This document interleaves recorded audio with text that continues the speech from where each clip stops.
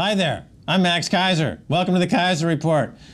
You know, governments and bankers around the world are invincible thanks to big baby Ben Bernanke's magic money printing. Able to survive the fastest deflation, jump over the biggest accounting black hole, thanks to the wizards of central banking. Stacy, woman, tell me more. Max, did they tell you that story? Yeah, I believed them again, that they were wizards. They could make it all better. Well, my first headline is an analogy for that. We see this Thai wizard held after bulletproof tattoo brawls. So a sorcerer tattooist in Thailand, Max, has been arrested after several brawls involving young disciples of his, all these teenage boys, were painted with these tattoos that they were told would make them invincible to gunshot wounds and knife wounds. Well, sure enough, they went out to test this and see if it actually worked, so there were huge brawls. Police arrested the teenagers and asked them why they fought. They said they were tattooed because they believed it would make them invincible and wanted to test whether it works or not. They used sticks and knives, but guns were rarely seen in the brawls. I think this is the first time we're seeing bleeding from the virtual game world into the analog sticks and stones can actually break my bones world. In other words, this generation that's brought up with magic potions on fantasy virtual worlds have been unable to migrate into the non-virtual world where buying a trinket to give you magic powers actually doesn't exist. This generation coming up is doomed. Well, is there a game called Pinball Wizard? Because, you know, this guy was a wizard, and many of us in the global West, they think of the central bankers and the treasury departments of having some sort of wizard-like powers. And I always think of it as like a pinball game. They're trying to get the ball, you know, they're cheating. They're lifting up the game and trying to get the ball to go down into the right spot. You are talking about would be tilt. Tilting the machine, and a big screen comes up, a big letters T-I-L-T on the pinball, tilt. And this, in fact, came up a few years ago for the global economy in 2008, a gigantic tilt. If the moon were lit up with neon pinball types of machinery, it would have said tilt, tilt, tilt to alert the world that, in fact, the global economy was crashing. But, however, the purveyors of the global banking system played on. Well, they're playing on this game of pinball in Iceland, and I wanted to look at this because the government authorities there are trying to get the balls to go into the right holes in the pinball game, and it's not quite working. Iceland sees bubble threat from foreign investor cash, mortgages. So Max, apartment prices have soared 17% since April 2010, are now just 1.7% below the pre-crisis peak in March of 2008. The boom stems from currency restrictions imposed in 2008 to prevent the collapse of the krona after the country's biggest banks defaulted on $85 billion of debt. So housing bonds are the place where all these investors who've been trapped in the country because of capital controls brought in 2008. So you've got billions of dollars of investor capital trapped there, and they're all going into the housing bond market. Be careful what you wish for. You know, Iceland did a number on the bankers and kicked them out, and as a result, their currency became solid again. And the rating agencies gave them escalating ratings, and they said, you know, Iceland is a good place to do business. But this attracted the hot money. The hot money has come in from all over the world, fleeing the United States and Europe and Asia, looking for a nice place to park their cash, and they've ended up in Iceland causing yet another bubble. The bubble is caused by them being trapped inside Iceland. They can't take the money out, and that was in order to keep the entire economy from collapsing in 2008. Now, in the article, they point out that Iceland is actually seeking to enter the euro currency. So they are planning on allowing this money to flee eventually, but that might be in 2015. And because of the price rises in the housing prices, people think the economy is recovering and growing. So what Sigridur Ingadóttir, chairman of the Parliament's Welfare Committee in Reykjavik, says, the capital controls have created an abnormal situation, and they lead us to believe that the economic situation is better than it really is. We're living in an artificial world with the Icelandic krona, which isn't a real currency. We just prop the krona up like a real currency with legislation which protects her for the time being.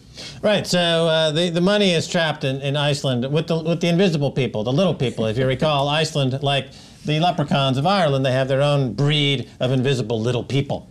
And now the little people, I guess, are preventing from the capital from crossing over, thus creating some normalized situation, forcing these house prices. So the average Icelandic person, like everyone else in this bifurcated fakakta world, can't afford a house because of this crazy banking thing. Well, the point is, for me, Max, is that we're in this pinball wizard world, a world of wizards and invincible tattoos on us. But the fact is, if we actually try to act on it, if we think those invincible tattoos will protect us from gunshots, as what happened with the Thai story, the police said actually all the guys ended up in the hospital once they got stabbed. Here, the thing is, the capital controls are meant to protect the economy, but now they're in a moment of stasis. They can't move anywhere because to withdraw it means the whole thing comes plunging down. Okay, I think I get your pinball analogy here. So you're playing pinball, the ball is the hot money, and it's ricocheting back and forth amongst those posts in the pinball game.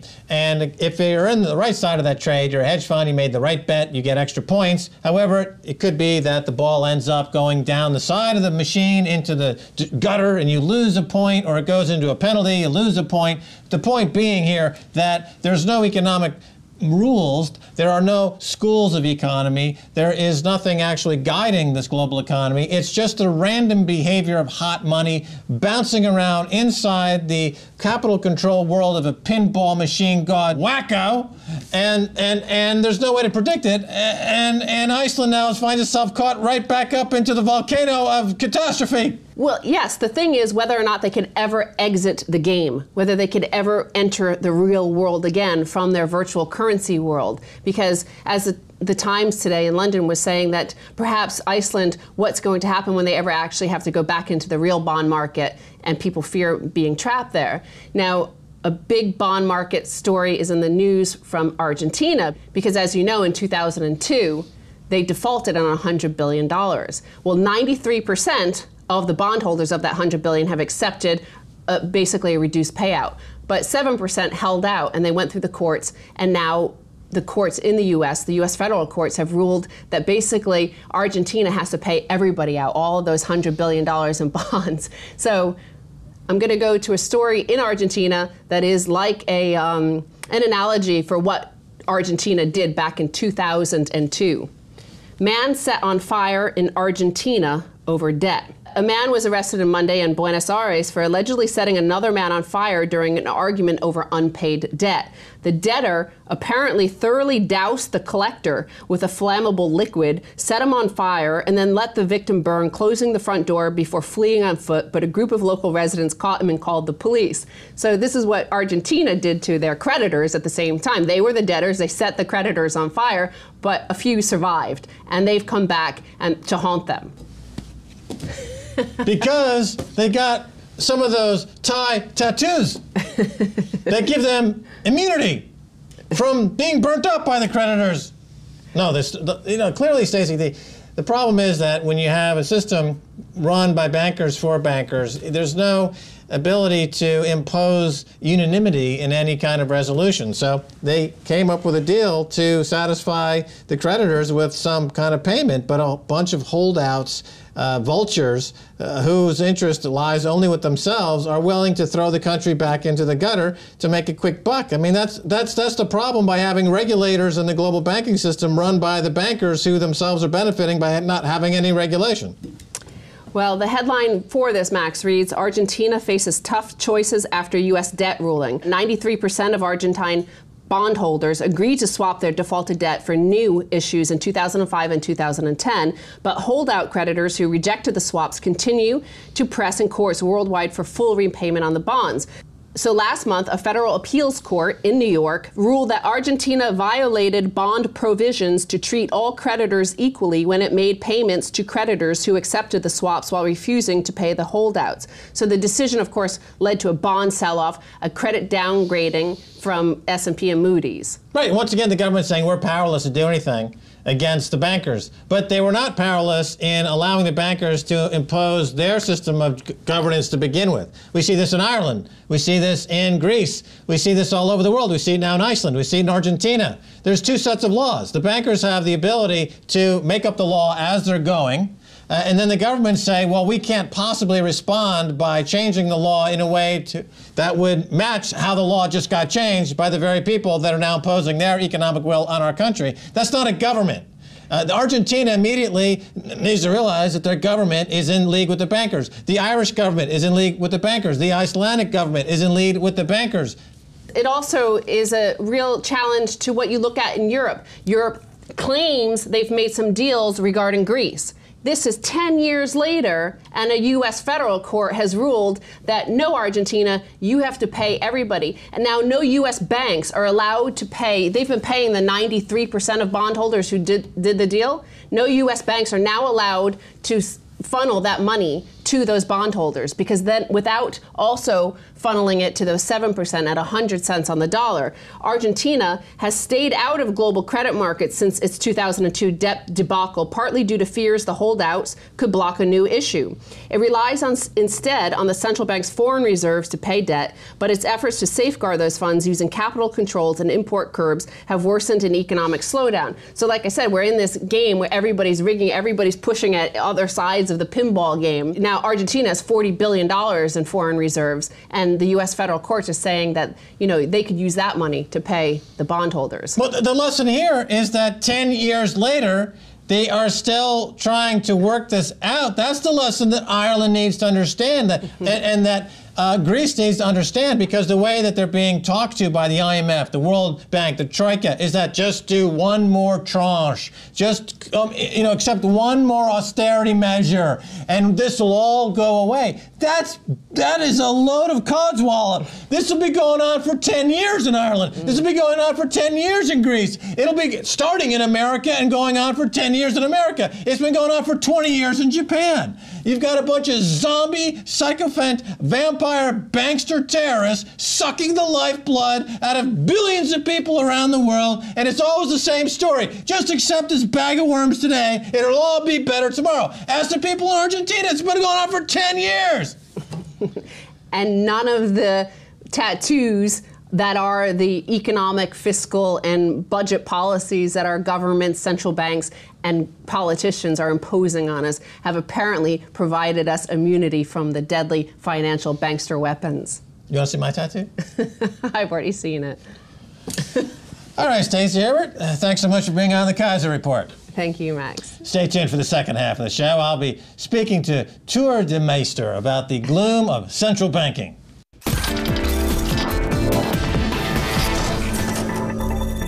Welcome back to the Keiser Report. I'm Max Keiser. Time now to go to Argentina and speak with Tour de Meester of macrotrends.be and author of the new paper, The Gloom of Central Banking. Tour, welcome to the Keiser Report.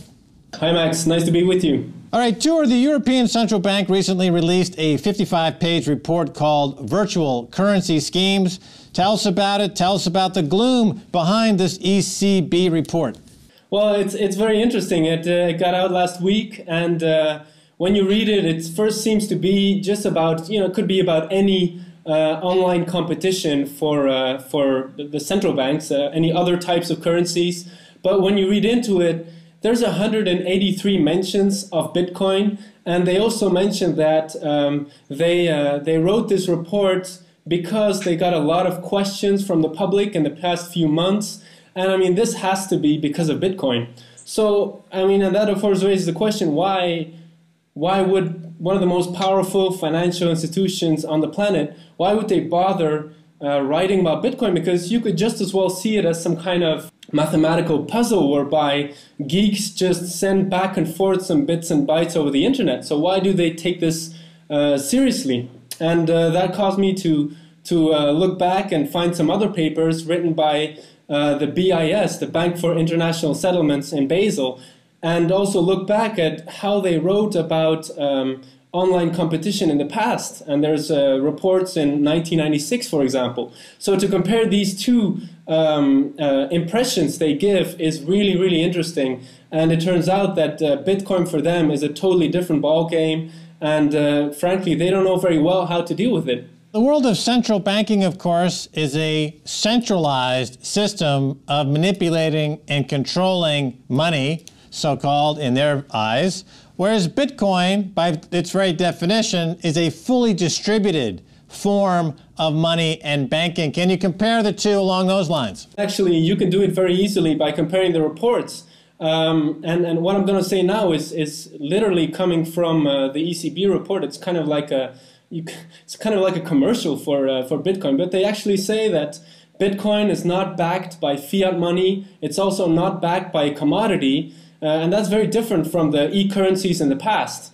Also, the clearing of Bitcoins, which is checking whether the currency is, nobody spends his money twice. This happens in a decentralized network. So, I mean, all these things make the European Central Bank realize that they have very little grip on this thing. Also, they say it can operate independently from the banking system. They talk about how fast the clearing happens. I mean, and we all know, I mean, to do a payment these days, it can last 3 days if there's a weekend involved, or it can cost you a lot of money if you're doing it internationally. So they say it's ultra fast and it's very cheap. They mention on how the money supply automatically is limited by the Bitcoin protocol. And they also talk about how the complete discretion is possible. If you want to be anonymous with Bitcoin, it's perfectly possible. Let's talk about the Bitcoin protocol for a second and put it into context of the following. We have three examples here. We've got gold, we have fiat money like the dollar or the euro, and then we have Bitcoin. Now, some would argue that Bitcoin is a lot more like gold and silver because gold and silver are limited supply, therefore they're banking on a certain degree of scarcity, whereas fiat money, it's an unlimited supply. There's no end to how much printing that the central banks can do. And if you look at Bitcoin, however, it's more like gold and silver because the Bitcoin protocol, or as you called it already, the mathematical puzzle, is scarce. It's limited. There is a limited number of Bitcoins to be created. Talk on that a little bit, Tor. Well, yeah, exactly. If you look at what the mandate is of central banks in general, often it mentions something like, well, we have the duty to make sure that in the medium term inflation remains in check. I mean, this is all very vague, and we all know today how much printing there is going on. But looking into the source code of Bitcoin, which can only be changed by consensus, so it cannot. I mean, you can only copy the source code and start your own currency, which may be possible. Maybe in the future we'll have, I don't know, Obama coins or some other type of coins, but the current Bitcoin network will not respond because the code will be different. So the supply of Bitcoins is mathematically limited to 21 million Bitcoins. There's a little over 10 million right now, and by I think around 2025, we'll be approaching the 21 million. Okay, let's talk about competition. The central banks around the world enjoy an oligopoly.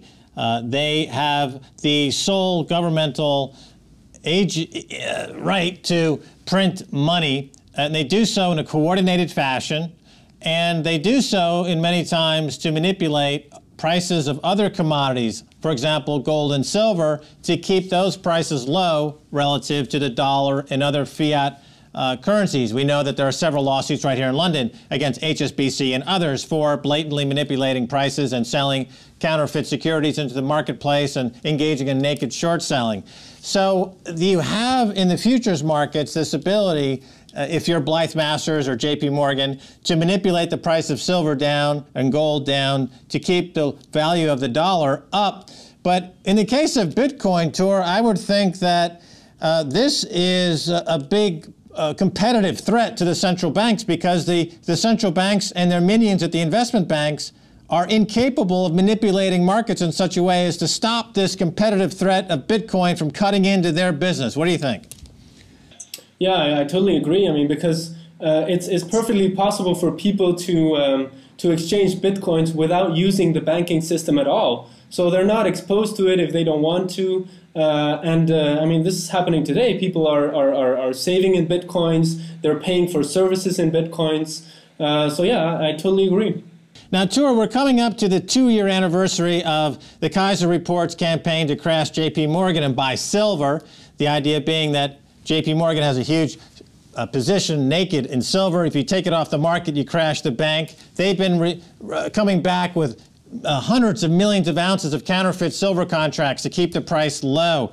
But if I were to say to you, Tor, that crash J.P. Morgan buy Bitcoin as kind of a follow-up, your thoughts? I mean, from the perspective of the central banks, at least, you can tell that they are afraid of losing market share. They're afraid to lose. They're afraid to be neglected because they need, and they say this explicitly, they need the confidence of the people, they need the trust of the people. And in this latest report, they say literally, and I quote, virtual currencies could have a substitution effect on central bank money if they become widely accepted. And of course, the same goes for any fiat money in the world and also any kind of bank paper. If people stop buying derivatives, if people stop trusting their pension funds and saying, well, I want to be my own banker, well, today it's perfectly possible. It's harder with gold and silver because there's this international quality. If there's a situation of capital controls, it's a lot harder to move. Right now it's still doable, but in the future probably less so, to move gold and silver across borders. But with Bitcoin, you can be your own banker and you can be your own international banker. Right. It should be noted that you could sell $1 million worth of gold into Bitcoins, put those Bitcoins on a thumb drive, walk over a border, and use that $1 million in Bitcoins to buy $1 million in gold the next day. So it's a way to travel around with, it could be $1 billion of gold. It doesn't matter because electrons are effectively free. But there have been digital currencies in the past, Tor, but central banks didn't worry about these. Why not then and why now? Well, they didn't worry about them because essentially they operated in a similar fashion as central banks. They were often backed by fiat money, like an enterprise that would start emitting an e-currency. They would have a bank account with dollars, and those dollars were backing the virtual currency. They were just making it easier for people to move money around, not so much inventing a really new money. There was also e-gold, who was backed by gold. But the problem there is, once you have something that's backed by something, then there is a link with the real world. And where there is a link with the real world, then authorities can go there, they can confiscate, they can regulate, they can intimidate. And this is what happened with e-gold, for example. It was very successful, it was growing, and in 2005 they had to close shop because the feds were all over them. This is not possible with the Bitcoin network. All right, Tor de Meester, you are living in Argentina at the moment where capital controls were recently introduced. So tell us how you have seen Bitcoin used to circumvent capital controls in Argentina. Yeah, it's very interesting. And there was a surge in interest in Bitcoin from the moment these because there's always been some capital controls in Argentina, but now, I mean, they really kicked in the beginning of 2012. So there was a lot of interest in this option, and so what I see today is that people are using it. I've seen people foreigners who come into Argentina and they buy their pesos using Bitcoin, so they sell Bitcoin to buy pesos. There's local Argentinians I've met who are saving in Bitcoin because it protects them against inflation. I met people who have mining rigs, they're mining Bitcoin here in Argentina. So it's really interesting to see how this is used in people's everyday lives without regard of whatever law there happens to be in place, because Bitcoin is totally unregulated. It's just a couple of bits and bytes on a computer. Tor, how is Argentina doing overall? The country obviously was in dire straits not too long ago. Then it popped back to life, and now it seems like it's going through some tough times again. Your thoughts?